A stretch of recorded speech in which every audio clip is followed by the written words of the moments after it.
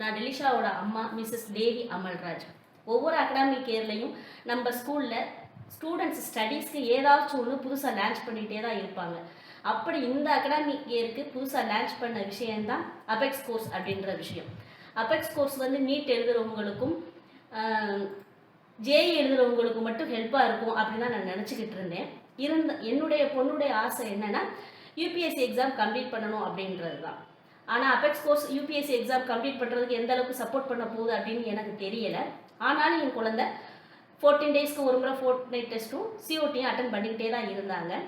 ஒரு முறை டிவியில் வந்து ப்ரீவியஸ் யூபிஎஸ்சி எக்ஸாம் கொஸ்டின்ஸ்லாம் டெலகாஸ்ட் பண்ணிக்கிட்டு இருந்தாங்க. அதை அவங்க பார்த்துக்கிட்டு இருந்தவங்க மேக்ஸ் சம்மந்தப்பட்ட எல்லா கொஸ்டின்ஸுமே கரெக்டாக ஆன்சர் பண்ணாங்க. அப்போ நான் டெலிஷாட்ட கேட்டேன், எப்படி பாப்பா அது உனக்கு சாத்தியமாச்சு அப்படின்னு கேட்டேன். அதுக்கு அவங்க சொன்ன பதில் என்னன்னா, அம்மா நான் அபெக்ஸ் கோர்ஸில் படிக்கிற மேக்ஸும் இதில் கேட்குற மேக்ஸ் கொஸ்டினுமே மேபி ஒன்றா தான் இருக்குது. ஸோ எனக்கு இது டெய்லி பண்ணுறதுக்கு ரொம்ப ஈஸியாக இருக்குது அப்படின்னு சொன்னாங்க.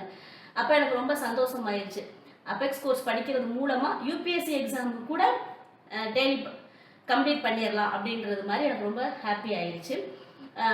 அபெக்ஸ் கோர்ஸை இப்போ உள்ள ஸ்டூடெண்ட்ஸ் ஒழுங்காக பயன்படுத்தி அவங்க ஃப்யூச்சரில் என்ன ஆகணும்னு விரும்புகிறாங்களோ அந்த கோர்ஸுக்கு நல்லபடியாக பயன்படும்படி இதை யூஸ் பண்ணி சீக்கிரம் சக்ஸஸாக நீங்கள் வர்றதுக்கு பெற்றோர்கள் சார்பாக நாங்கள் வாழ்த்துக்களை தெரிவிச்சுக்கிறோம்.